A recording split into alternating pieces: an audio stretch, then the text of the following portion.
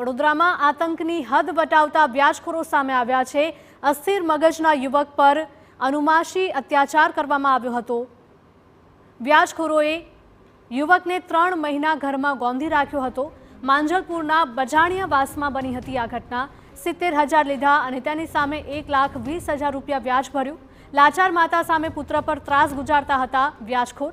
પુત્રને દરવાજાની જાળીમાંથી ભોજન આપવા માતાને મજબૂર કરાઈ હતી।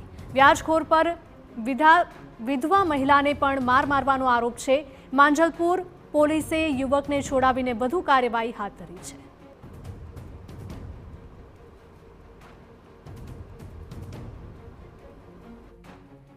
₹1,20,000 तो मैं व्याज ज भर्યું ने।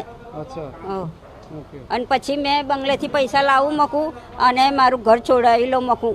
હવે મારામાં વ્યાજ આપવાની તાકાત નહીં મૂકું। એક તો મારો છોકરો પાગલ છે ને એક છોકરો તો મારી ઘર સાહેબ મૂકું મારો કોઈ નહીં મૂકું આગળ પાછળ એમ કરીને મેં કહ્યું તેમ ના પાડી દીધી એમણે।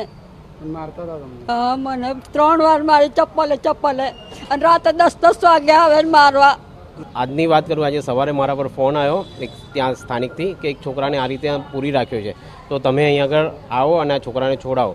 તો મેં અને મારો એક મિત્ર ગયા ત્યાં તો જોયું તો રિયલી એની હાલત, છોકરાની હાલત બહુ ગંભીર હતી અને એની મમ્મી પણ રડતા અમને કીધું કે આ રીતે અમે 70,000 રૂપિયા લીધા હતા, એનું વ્યાજ અમે 1 લાખની ઉપર આપી દીધું છે, પણ છતાંય હજુ વ્યાજ માગે છે અને હજુ કહે છે કે હજુ 1 લાખ રૂપિયા આપો તો તમારા છોકરાને છોડીશું, નકર નહીં છોડીએ। મગજના યુવક પર અત્યાચાર કરનાર ઝડપાયા છે। વ્યાજખોર માતા પુત્રની માંજલપુર પોલીસે ધરપકડ કરી છે। વ્યાજે લીધેલા નાણાં પરત આપ્યા બાદ પણ વધુ રૂપિયાની માંગ કરી હતી। વ્યાજની માંગણી કરી અસ્થિર મગજના યુવક પર ત્રાસ ગુજાર્યો હતો। પોલીસે આરોપીઓની ધરપકડ કરી વધુ તપાસ હાથ ધરી છે।